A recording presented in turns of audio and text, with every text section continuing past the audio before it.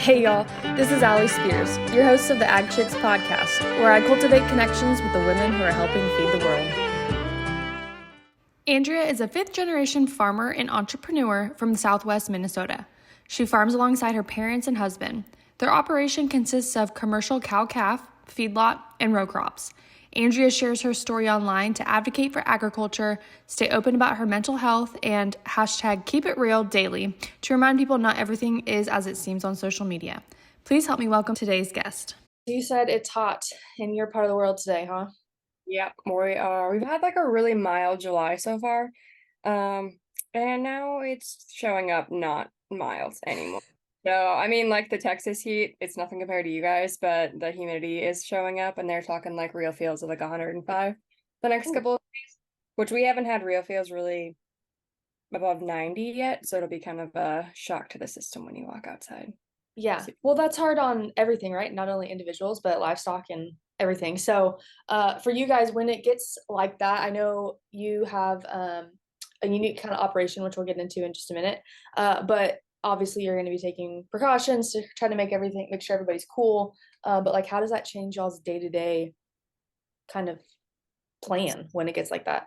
I mean, we feed a little bit earlier just because Okay. like and stuff, you don't want to deal with them ruminating in the heat of the day. So we just kind of move feeding up like an hour or two, not really anything crazy. We're kind of like lazy-ish in the early summer because we go through like calving season and then we're like, oh, we'll wait to feed till like 8:30 and things like that. So we're actually like feeding outside by 7 a.m. right now just because it is going to get hot. It's not terrible yet today. It's kind of supposed to start ramping up.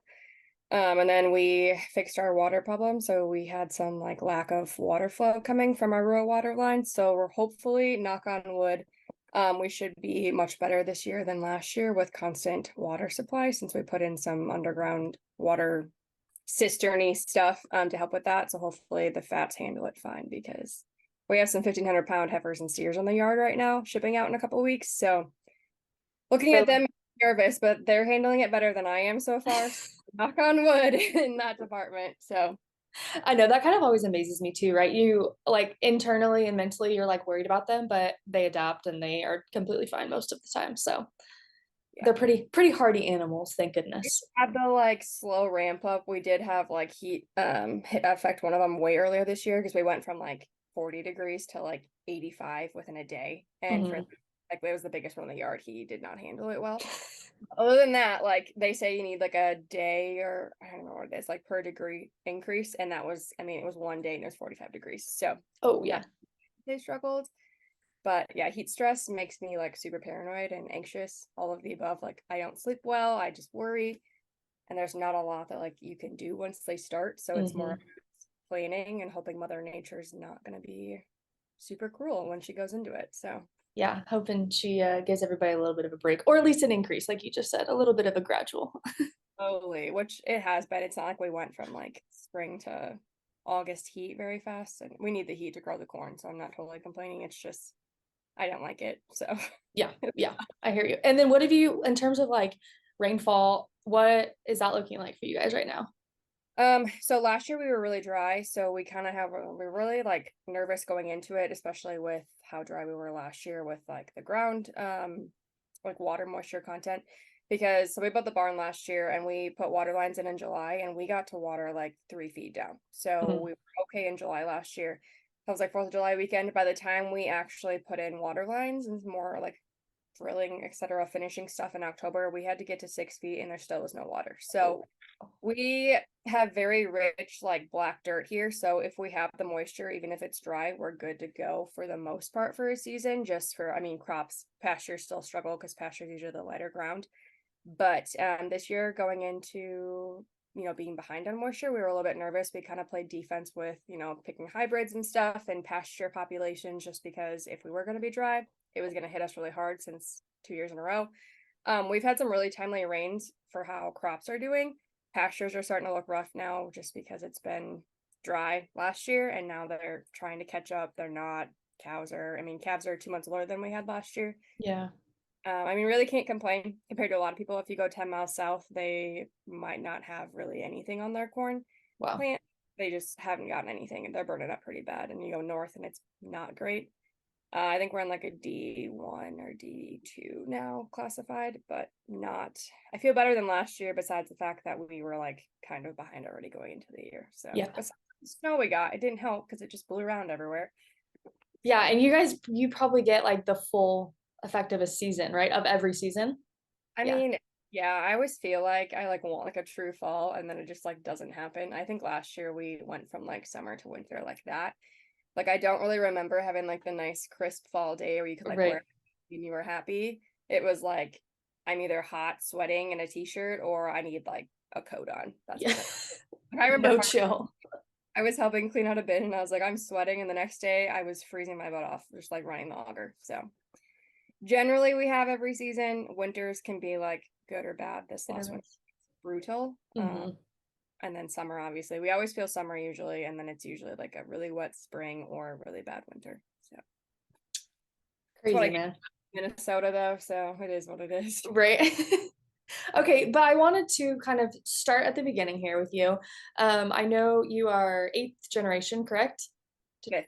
Fifth. Sorry, I don't know where I got eighth. Fifth. Oh, my last guess was eighth generation. That's what it was. Zoe Kent. Zoe Kent was eighth generation. Fifth generation. So growing up, did you think or know you wanted to continue to be in agriculture, or kind of what was that like for you? So my original plan for like literally since like they ask you in preschool and you like in front of everybody and they're like, what do you want to be when you grow up? And everyone's Right. like an astronaut or like something cool. I was like, I'm gonna be a cow vet.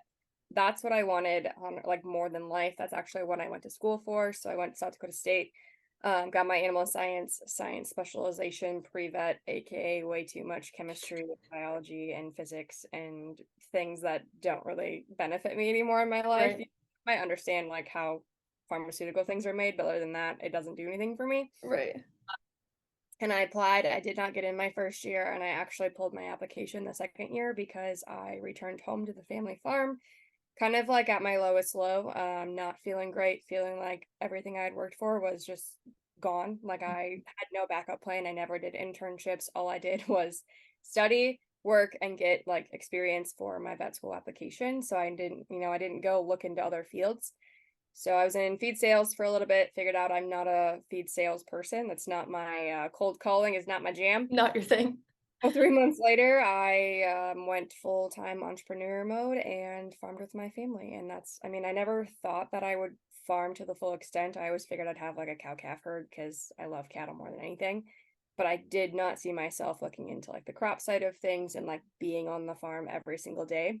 So that's kind of been like a whirlwind of things. But yeah, I was originally going to be in agriculture, just more of like, here's my cow herd, making my dad take care of them while I'm in school, and then practicing vet med somewhere, focusing on cattle and repro because that was kind of my happy place. So And so when you had that like realization of, oh, this is not it. I know you're very open about kind of mental health on social media, but turning point there, like, did you ever think you would be sharing on social media as like a part of what you do now? so I applied fall of 2017. So that was my like third year of school. I did my undergrad in 3 years. Like I was gonna go like You were, to get it done. Like yeah, 7 years is better than 8, right? Like one less year of debt, one less year of wait. absolutely. And I applied that fall. I turned 21 at the same time. So I lived really close to downtown Brookings, and then the bars were there, and it just like this whole effect.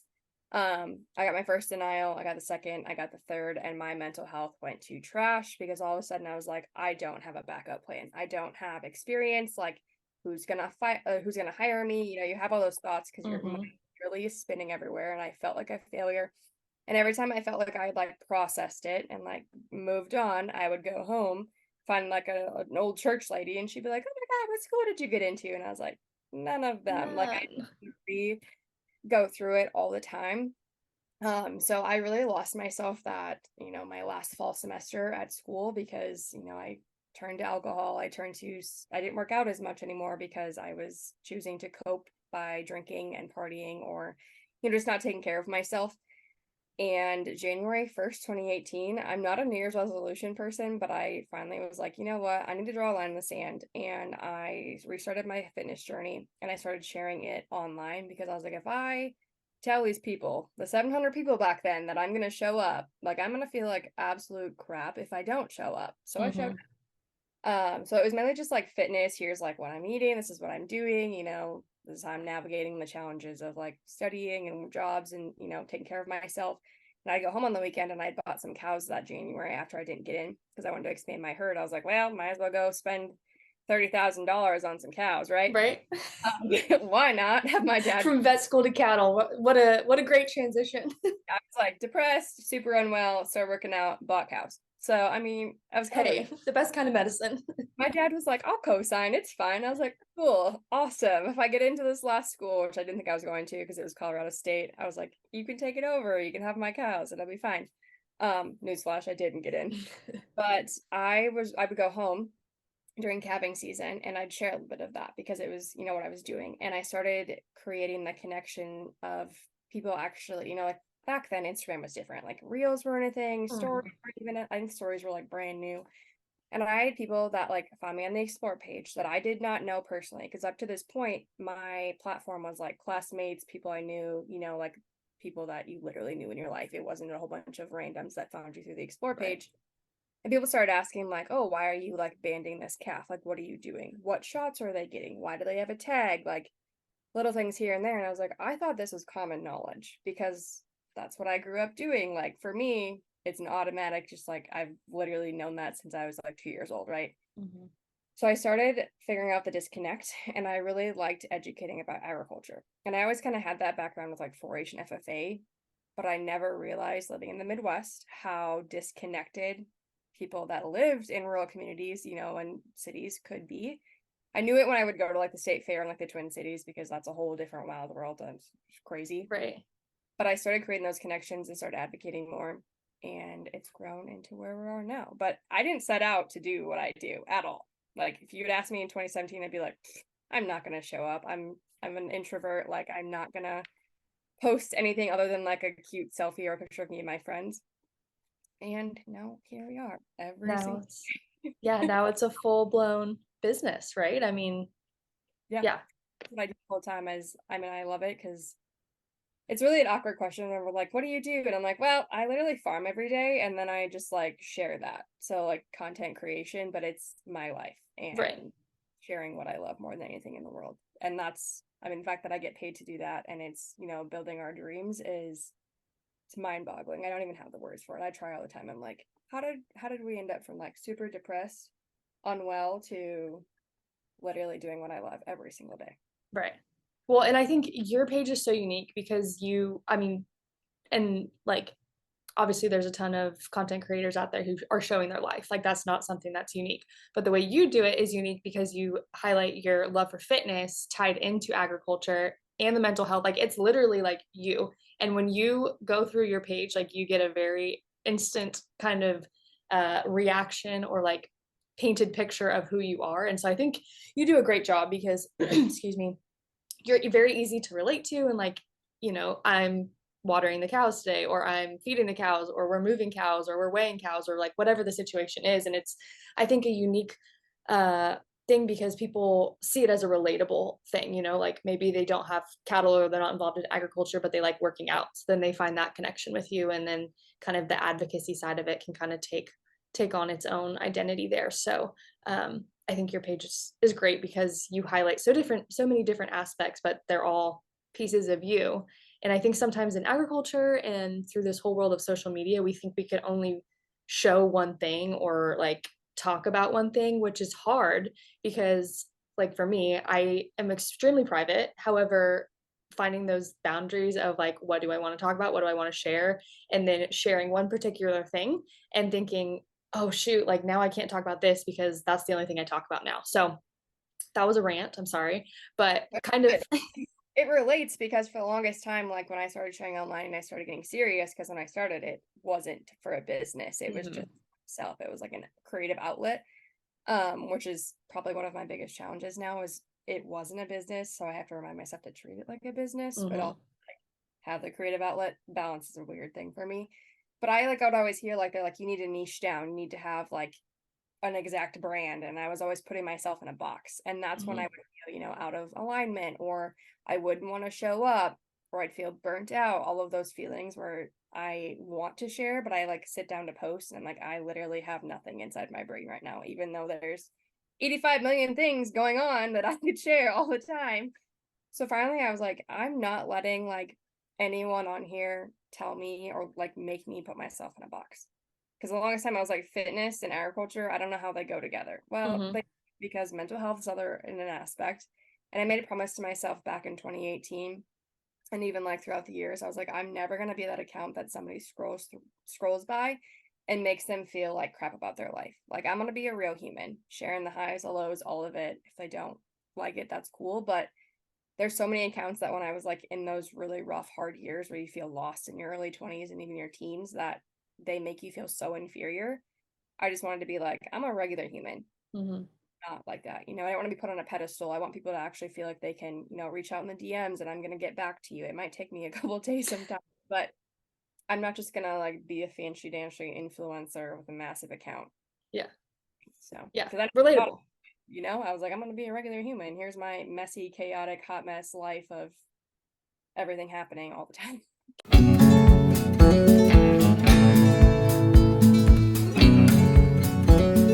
By ranchers for ranchers. Together, let's make ranching easier.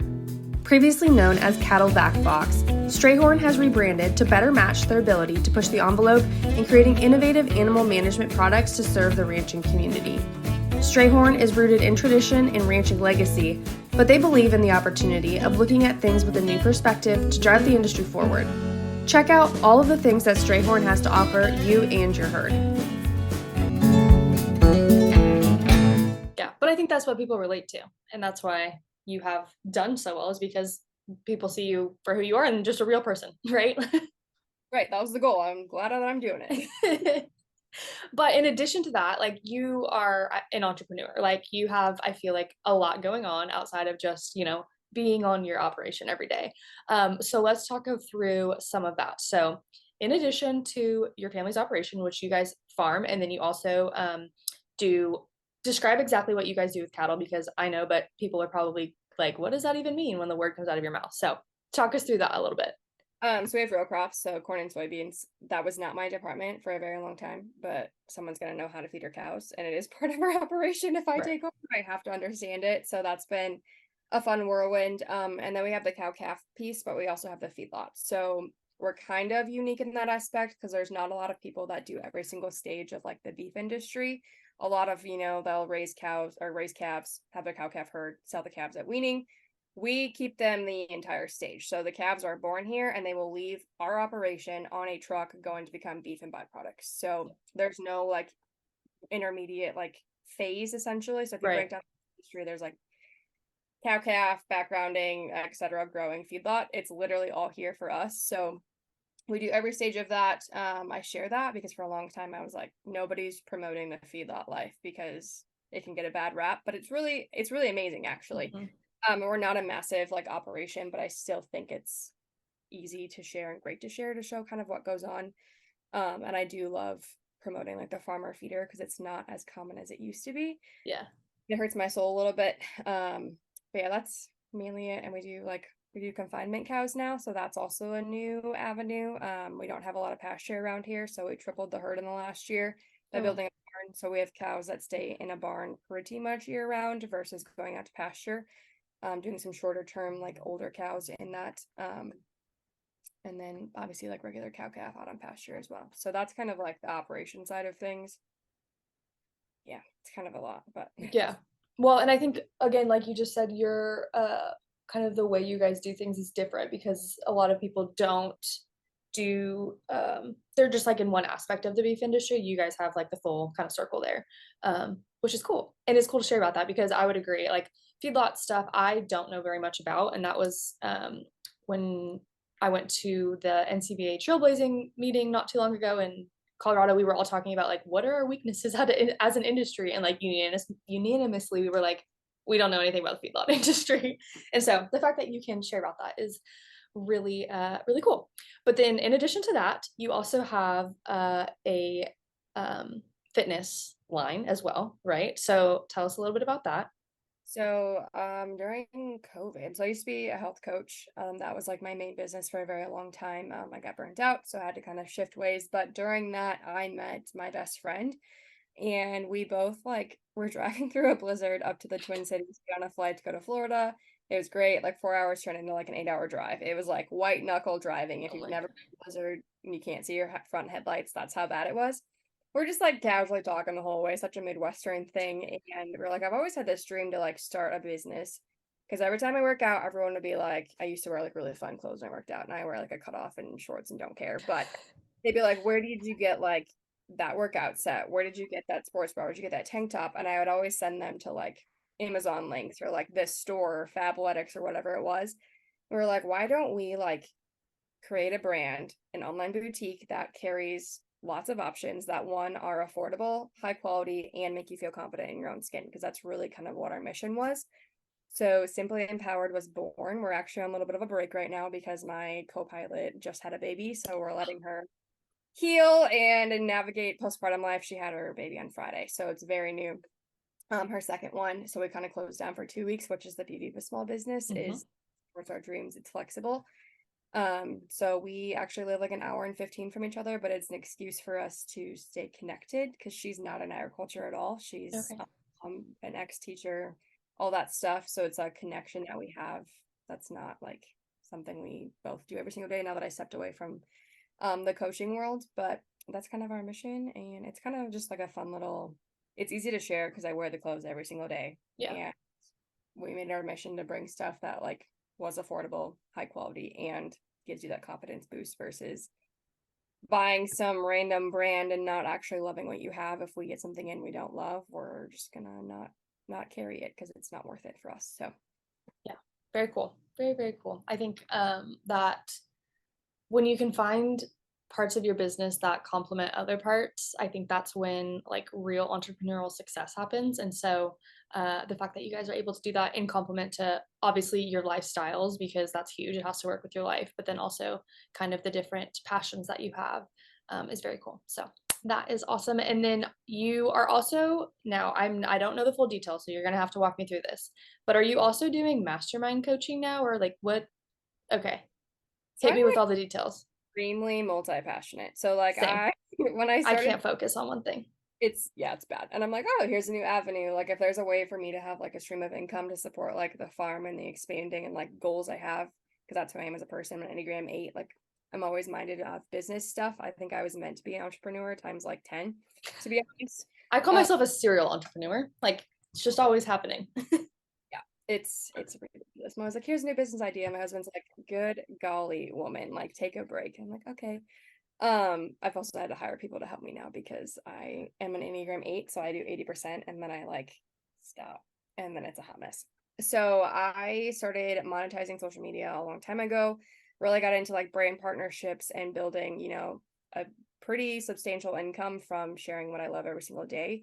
And that is such a gift, especially in the agriculture world when prices and inflation and everything is hitting and you're unsure of what's going on and corn is dropping 40 cents in a day and you're like, and the cattle markets are crazy right now, but you're like, Yeah. when's it gonna shift, right? Like we're getting bids for $1.80 for fats right now, which is great, but it's not always going to be like that. And land is really expensive around here, and I'm trying to get into it and all that stuff. So having that source of income that is something that's like locked in with brand partnerships or whatever you're doing is a blessing. And I was like, I want to help more people do that because it's changed my life and it's very usually pretty flexible with like your schedule. So I kind of focus on things in like the off seasons a little bit and navigate all of it. So I started a mastermind and one-on-one coaching to help people with either monetizing social or their current business, kind of like talk through ideas, battle those limiting beliefs, navigate it, learn about it in general. Like in my mastermind, I have women that have not posted since like 2017. It's a picture of their kids. And I have women who are better at posting than I am. So I Yeah. have big range, but we're kind of like focusing on their goals, helping them fine tune things, get into the habit so they can monetize and have that extra source of income, whether it's $1,000 or, $50,000 in a year. Because we know life is expensive and Right. supporting things in farming and ranching and all that good stuff. So that's a new thing. I've always had it like in the back of my mind for like a year that I wanted to. And I finally got to like July and I was like, you know what? I just need to do it because I'm a big person that's like, I need to feel ready. Well, I'm never going to feel ready half the time. Exactly. So I just went for it. And I had a lot of people ask me questions and like reaching out my DMs. And I was like, you know what? We're just going to do it right now. Yeah. Yeah, it's been good. We just kicked off this last week. I've had a few one-on-one calls, and it really, like, I love helping people navigate like the challenges they're going through or like mindset stuff because I used to be the most negative-minded person ever.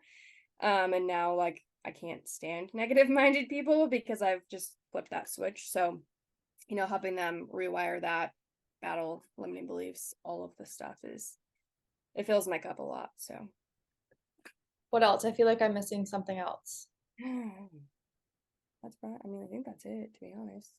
Other than just like my general like merch and YouTube and all of the things that I do. I mean, Yeah, just a few things going on. yeah. If you find a social media platform, I'm probably there. Yeah. It's my goal at the end of the year to quit one of them because it's too much, but we'll see. And then too, I mean, we've talked a lot about obviously the agriculture side of it, but the whole advocacy side as well has kind of taken off for you in terms of like speaking engagements and all that. Is that something that you thought you would be doing?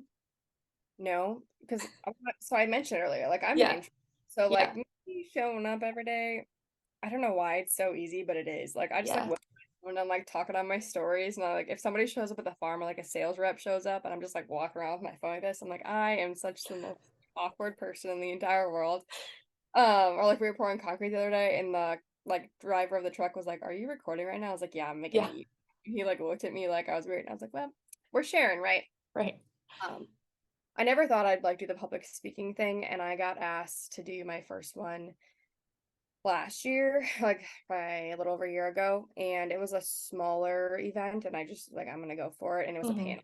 Panel was a great way to like just start without having to feel like I had to prepare and just answer Right. questions. It was about beef advocacy, so it was in my wheelhouse Yeah. 100%. Figured out I really liked it.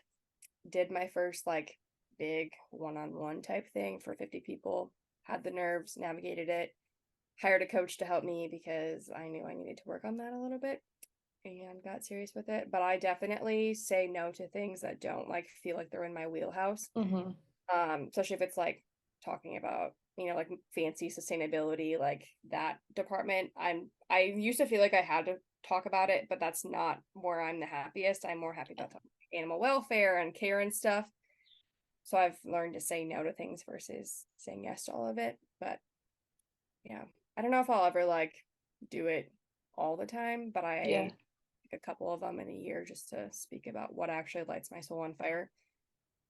Otherwise, I'm just going to put it off and procrastinate and not perform well. So, Yeah. Well, you definitely, I think there's so many opportunities when you are sharing on social media, like figuring out where exactly you fit into things and where you feel comfortable. I think is kind of hard at first just because you're like, I want to take advantage of all opportunities possible, but yet I don't like this. So knowing when right. to say no is a very important skill to Yeah. have. Everyone shares like, cattle are responsible for 4% of greenhouse gas emissions or whatever. And I was like, okay, those posts do really well. And it's really easy to feel that pressure to like share that. Mm-hmm. One, it doesn't light my soul on fire. Like I'll mention it because it's a big issue that we're facing, right? But I'm much more confident sharing of like what's actually like what I'm doing every single day, giving them like that insider look into what's going on versus spewing facts 24/7 because it's just anybody can do that. You know what I mean? Or Yeah. it's a Google search if they find the right sites they can find. I actually want to show them like VIP look into what I'm doing every single Mm-hmm. day, what's going on. So I've had to have some, you know, comparison thoughts and journaling and all of the self work on that because it's easy to see, hey, like this post blew up for this person because they posted about sustainability. Maybe I should like get on that. Right. I don't have to. I can if I want, but I want to stay like in my zone of excellence or whatever they call it. Yeah. Yeah. And because you went to Rural Rooted, right, with Natalie, Yep. and that was you did the one in Texas though, correct? Yeah, I just Yeah. went like last June. Yeah, last June. Okay. What did you think, like, for me and my mom went with me, because we have like two kind of businesses here, but I think it was like a launching pad into for us to think about like, oh, like this, first of all, what the ideas we have are good ideas and like they're valuable, but also kind of what you said earlier, like, oh, this is a business, I need to treat it like a business. So for you, like, what was your kind of experience coming away from that? I always am interested to hear when people invest in education, like what kind of comes out of that for them. Right. So I have invested a lot over the last couple of years, a lot of different courses based on like mindset or business. So Rotor was probably one of my like bigger ones in the last while. So going into it, like I already had a pretty good grasp on like social media and all of that stuff. I wanted to like figure out brand partnerships just a little bit more, pricing and the nitty gritty stuff.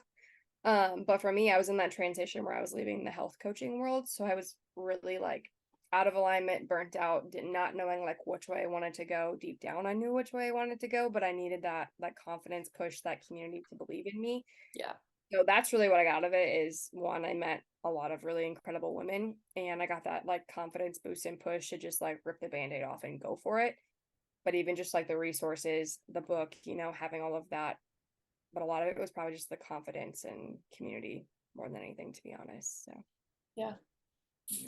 As we're kind of wrapping up here today, I do want to get your thoughts or like advice on what you might tell somebody either wanting to become involved in agriculture or wanting to share online. Like, what would be your biggest piece of advice for them to start doing so?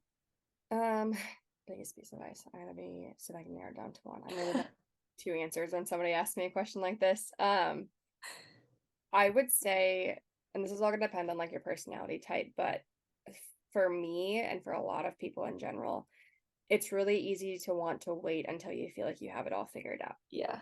You just have to start. And it's going to be ugly. It's going to be a hot mess, most likely. You're going to make mistakes. You're going to like feel like you're doing everything wrong. You just have to like start and just keep taking steps forward every single day as you're sharing. You don't have to be perfect. I'm not perfect. Like there's weeks where I post every single day and I'm like, yeah. There's weeks that I post twice and I'm just like not in it, right?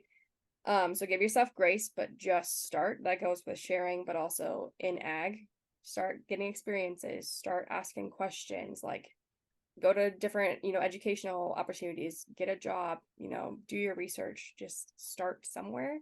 It's really easy to want to wait till you literally know everything. You're never going to know everything ever. I still learn every single day. I'm like, which I love learning. So for me, it's easy, but yeah, learning with crops, I was like, I got to ask a lot of questions.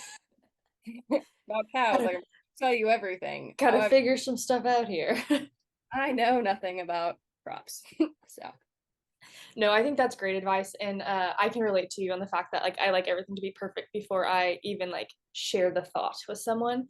But when you start things when you're not quite ready, sometimes that's like a better process because then at some point you can stop and look back and think like, wow, like what an evolution has occurred here and see like the whole entire growth process, which is kind of cool too. So great.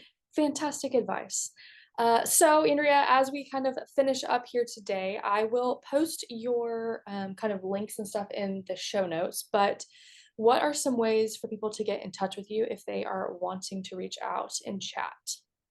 So if you go to any social media platform, you can find me as That Fit Advocate. I literally am on all of them. Maybe if you listen to this in 2024, maybe I won't be on every single one. That's my goal, like I said.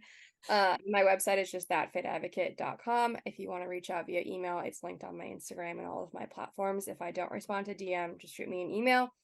Otherwise, my home base is usually Instagram and kind of YouTube now, but DMs are open, emails are open. You can shoot me a comment and I'll be like, oh yeah, I'll go answer your DM right away. Don't ever be afraid to reach out. Because like I said, I might have 40,000 followers now, but I still feel like I have 500. So yeah. Awesome. Well, thank you so much for taking time to come chat with me. I really appreciate it. And I can't wait to see all the incredible things that you're doing continue to kind of grow for you. So can't wait to watch. But yeah. Thanks so much for tuning into this episode of Ag Chicks. Don't forget to follow along on social media at Ag Chicks for more agricultural related content, and also be sure to check out your favorite podcast gear from www.agchicks.net. We'll see you next time.